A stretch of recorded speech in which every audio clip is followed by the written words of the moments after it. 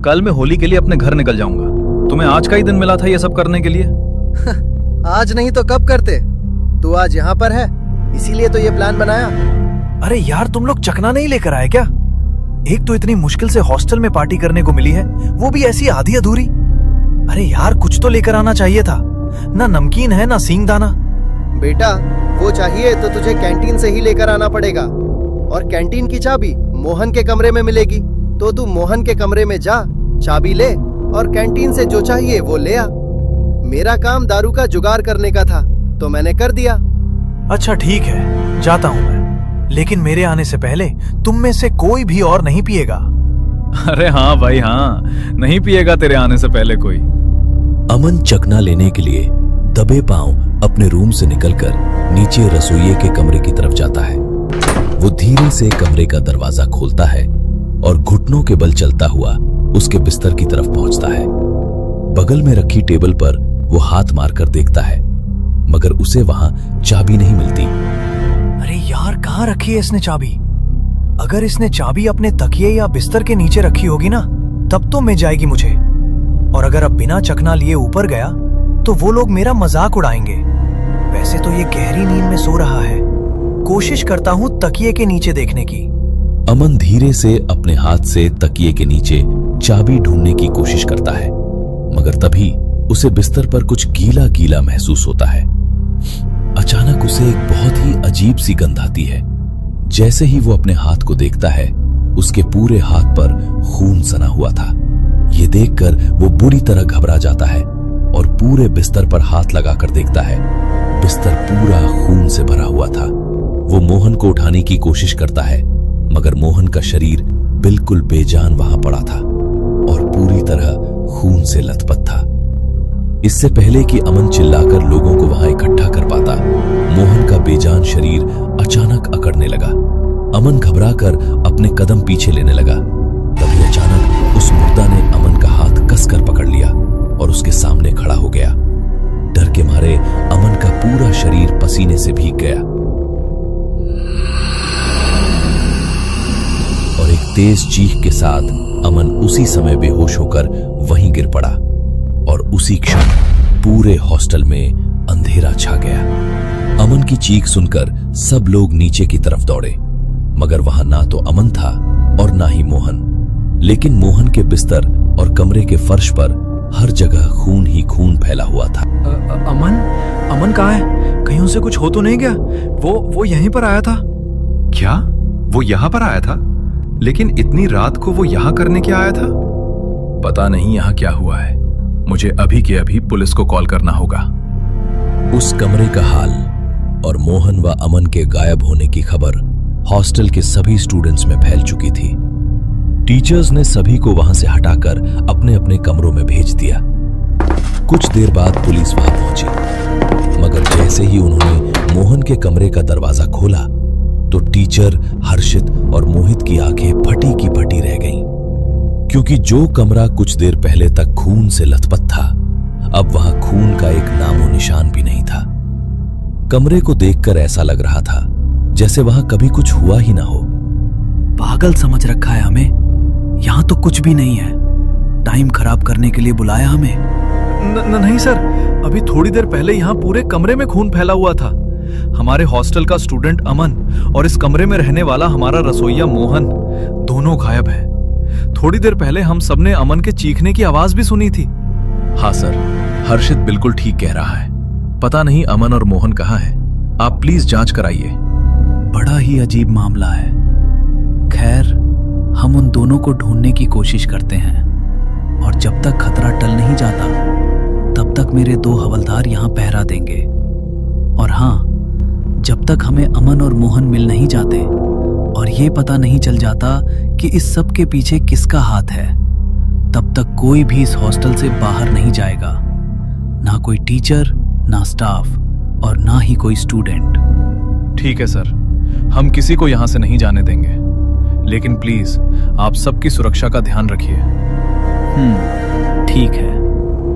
सबकी सुरक्षा के लिए पुलिस अधिकारी अपने 2 कांस्टेबल वहीं छोड़ जाते हैं। अगले दिन तक भी पूरी छानबीन के बाद अमन और मोहन का कोई अता पता नहीं चलता। सभी लोग कैंटीन में डरे सहमे बैठे थे। त्योहार के समय ऐसा होना कितना अशुभ है। पता नहीं, मुझे तो किसी बहुत बड़े खतरे का अंदेशा लग रहा है। ऐसा लग रहा है जैसे ये तो बस किसी बड़ी अनहोनी की शुरुआत है। मैं पहले ही बहुत डरा हुआ हूँ यार। तू ऐसी बातें बोल बोलकर मुझे और मत डरा। कल रात से अब तक इसी डर में बैठे हैं। अगर जागता रहा तो यही सब सोचता रहूंगा। मैं सो जाता हूँ। कम से कम कुछ देर तो इन सब बातों से राहत मिलेगी। मोहित वहां से चला जाता है। डर के मारे या तो आधे स्टूडेंट अपने कमरे में ही थे और बाकी बचे हुए कैंटीन में साथ बैठे थे। पूरा कॉरिडोर एकदम खाली था। मोहित अपने कमरे की तरफ बढ़ रहा था, तभी उसे लाइब्रेरी की तरफ से किसी की आवाज आई, जैसे कोई बड़ी ही दबी सी आवाज में उसका नाम पुकार रहा हो। मोहित, मोहित, होली आने वाली है। तुम मेरे साथ होली नहीं मनाओगे क्या? वो दोनों तो मेरे साथ खून की होली मना चुके। अब तुम्हारी बारी है।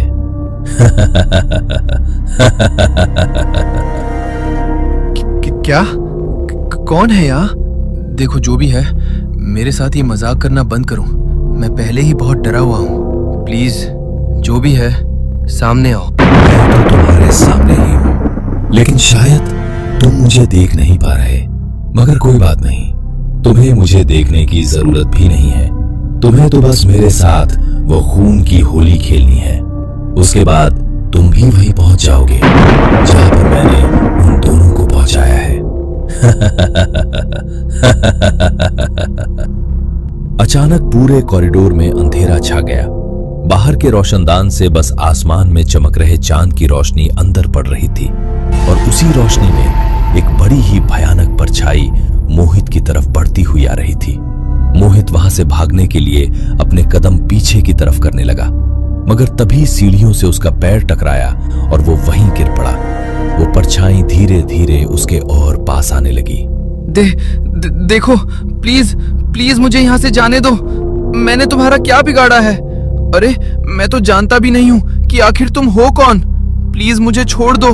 मैं मरना नहीं चाहता। अचानक वहां भयानक हंसी की गूंज उठी और चांद से पड़ने वाली रोशनी को काले बादलों ने ढक लिया। उसी वक्त मोहित के चीखने की आवाज आई। उसकी आवाज सुनकर सब बुरी तरह डर गए और जल्दी से रूम की तरफ भागे, मगर ना तो मोहित रूम के अंदर था और ना ही कॉरिडोर में। हाँ, कॉरिडोर में खून की ताजा बूंदें गिरी हुई थीं। ये देखकर सबके होश उड़ गए। नहीं नहीं, ऐसा नहीं हो सकता। पहले अमन और मोहन और अब मोहित। नहीं नहीं, कहां है आखिर वे दोनों कांस्टेबल जिन्होंने कहा था कि हम सबकी सेफ्टी की जिम्मेदारी उनकी है? इन लोगों की वजह से हम अपने घर भी नहीं गए और ये लोग इस तरीके से हमारी सुरक्षा कर रहे हैं। इनकी नाक के नीचे से मोहित गायब हो गया। आखिर हो क्या रहा है ये सब? तुम ठीक कह रहे हो हर्षित। जब पुलिस हमें सुरक्षित रख ही नहीं सकती तो हम यहाँ पर क्यों रुके? ऐसे तो हम सबकी जान खतरे में पड़ जाएगी। मैं जाकर उन कांस्टेबल से बात करता हूँ। तुम लोग भी मेरे साथ चलो। अब तो अकेले कहीं जाने में भी डर लग रहा है। पुलिस कांस्टेबल्स हॉस्टल के बाहर जहां बैठे थे, खन्ना सर, हर्षित और कुछ स्टूडेंट्स वहां गए, मगर बाहर जाकर उन्होंने देखा कि कांस्टेबल्स की छड़ी और हथियार वहीं गिरे हुए थे, पर वे दोनों वहां नहीं थे। वहां सिर्फ खून के निशान थे। ओह माय गॉड, मुझे तो लगता है उन दोनों कांस्टेबल्स के साथ भी वही हुआ है। जब पुलिस वाले खुद सुरक्षित नहीं हैं, तो हम लोग कैसे सुरक्षित रहेंगे? आप जल्दी से पुलिस को कॉल कीजिए और कहिए कि पूरी टीम लेकर यहाँ आए। खन्ना सर पुलिस को कॉल करके वहां बुलाते हैं और जब पुलिस को एक बात पता चलती है तो उनके पैरों तले से भी जमीन खिसक जाती है। क्या हमारे दोनों कांस्टेबल्स भी गायब है? आखिर ये सब चल क्या रहा है? और तुम लोग तो कह रहे थे कि यहाँ पर खून के निशान थे। ना तो यहाँ कोई खून के निशान है और ना ही कॉरिडोर या रूम में। कहीं इस सब के पीछे तुम लोगों का ही तो हाथ नहीं है? ये आप क्या कह रहे हैं सर? हम लोग खुद यहाँ इतने डरे हुए हैं और आप हम पर ही इल्जाम लगा रहे हैं। आपने ही तो कहा था कि आपके पुलिस कांस्टेबल्स जब तक यहाँ हैं तब तक हमें कोई खतरा नहीं। अरे वे दोनों तो खुद को भी नहीं बचा पाए। मैं ना तो खुद यहाँ रहने वाला हूँ और ना ही किसी स्टूडेंट को यहाँ रहने दूंगा। मैं आप लोगों पर भरोसा करके किसी की जान को इस तरह खतरे में नहीं डाल सकता। मैं आपकी बात समझ रहा हूँ, कल सुबह होते ही हॉस्टल खाली कर देना। रात को इतने सारे स्टूडेंट्स को वापस भेजने के लिए गाड़ियां भी नहीं है। बस आज रात जैसे तैसे मैनेज कर लीजिए। लेकिन कल तो होली का दिन है सर, और उस दिन तो पूरे शहर में चक्का जाम रहता है। कल यहाँ से निकलना बहुत मुश्किल हो जाएगा। एक दिन कैसे न कैसे काटना पड़ेगा, लेकिन कल हमारा पूरा डिपार्टमेंट यहाँ पहरा देगा। हमें और अलर्ट रहना होगा और पता करना होगा कि आखिर ये सब कर कौन रहा है और वे सब लोग कहाँ हैं। अभी के अभी हॉस्टल के सभी स्टूडेंट्स को इकट्ठा करके एक ही रूम में जमा करो। सब अलग अलग रहेंगे तो खतरा बढ़ जाएगा। पुलिस ने हॉस्टल के सभी स्टूडेंट्स को हॉस्टल के ऑडिटोरियम रूम में इकट्ठा किया। तभी वहां अचानक किसी के चिल्लाने की आवाज आई। अब किसके चिल्लाने की आवाज आई? सब लोग तो ऑडिटोरियम रूम में हैं, तो फिर चीखा कौन? खन्ना सर यहाँ पर नहीं है। उन्होंने हम लोगों को अंदर भेजा, लेकिन खुद अंदर आए ही नहीं। उन्होंने कहा था कि वो वॉशरूम से आ रहे हैं। शायद ये उनकी ही आवाज थी। मैंने मना किया था कि कोई भी अकेले कहीं नहीं जाएगा, लेकिन अब कहाँ ढूंढेंगे हम उन्हें? सर, अगर सर के चीखने की आवाज आई है तो गारंटी है कि वो भी वापस नहीं मिलने वाले। हम लोगों को यहाँ बहुत डर लग रहा है। एक एक करके सब लोग कहाँ जा रहे हैं, कुछ भी समझ नहीं आ रहा। और आप लोग भी कुछ पता नहीं लगा पा रहे। हमें यहाँ से निकालिए। मैंने कहा ना, यहाँ से नहीं निकल सकते। और मैंने कहा था कि सब एक ही रूम के अंदर रहो। अब कोई यहाँ से बाहर नहीं निकलेगा और ना ही कोई बाहर जाकर किसी को ढूंढेगा। इंस्पेक्टर ने रूम को अंदर से लॉक कर दिया ताकि ना तो कोई अंदर से बाहर जा पाए और ना ही कोई बाहर से अंदर आ पाए। कुछ देर बाद सब लोग सो गए, मगर अगले दिन जैसे ही सबकी आंख खुली तो बाहर तेज बारिश चल रही। सड़कों पर गहरा पानी भर गया था, इसलिए अब उनके लिए वहां से निकलना और भी मुश्किल हो गया था। अब हम लोग कैसे निकलेंगे यहाँ से?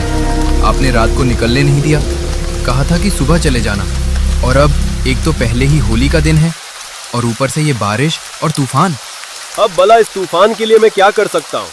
देखो, जैसे रात भर तुम लोग यहाँ रहे, वैसे ही कुछ देर और निकाल लो। जैसे ही ये बारिश बंद होगी और रास्ता साफ होगा, मैं तुम लोगों को यहाँ से निकाल दूंगा।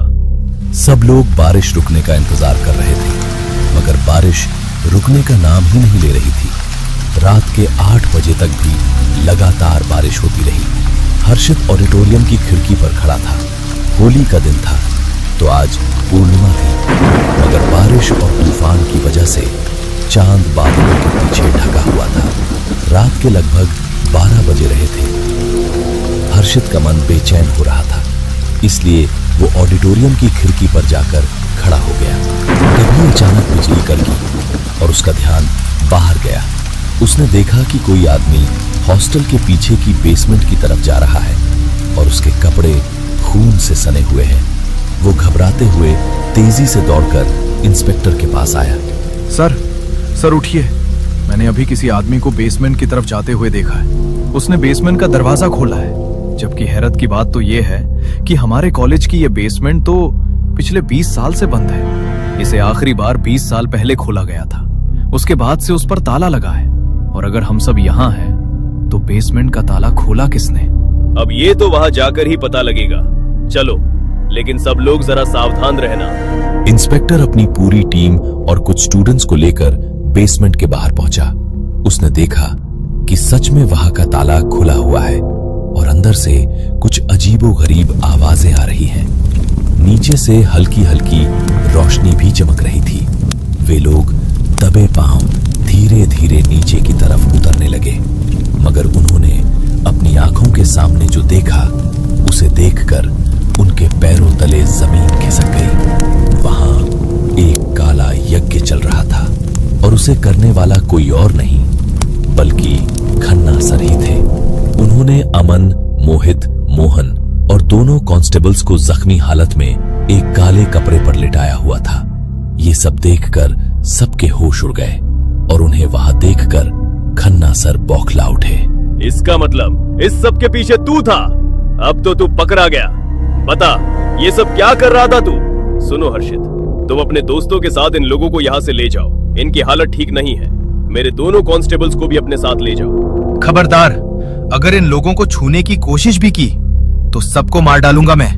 वो तो अब वक्त ही बताएगा। खन्ना सर वहां से उठे और भागने की कोशिश करने लगे, मगर तभी पुलिस ने उन्हें वहीं रंगे हाथों पकड़ लिया और इन सब के पीछे जो कारण निकलकर सामने आया उसने सबके होश उड़ा दिए। अगर होली की रात में आज इन 5 की बलि दे देता तो मुझे मेरी सिद्धि प्राप्त हो जाती। उसके बाद मैं जिस चीज का नाम लेता वो मुझे मिल जाती, दौलत, शोहरत, पैसा, नाम, सब कुछ।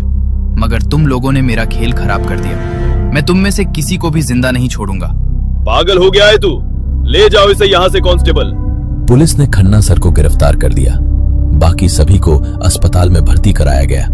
उनमें से मोहन और एक पुलिस कांस्टेबल को बहुत गहरी चोट लगी थी, इसलिए उनकी जान नहीं बच पाई।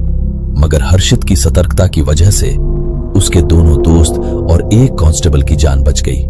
आज भी समाज में खन्ना सर जैसे न जाने कितने लोग जिंदा हैं जो अंधविश्वास और अपने सनकीपन की वजह से ऐसे मासूम लोगों को अपना शिकार बनाते हैं। इसलिए खासकर होली जैसे त्योहार के समय सतर्क रहिए। क्या पता कौन खन्ना सर जैसा राक्षस इस रंगों भरे त्योहार को बेरंग बनाने के लिए आपके आसपास ही मंडरा रहा हो।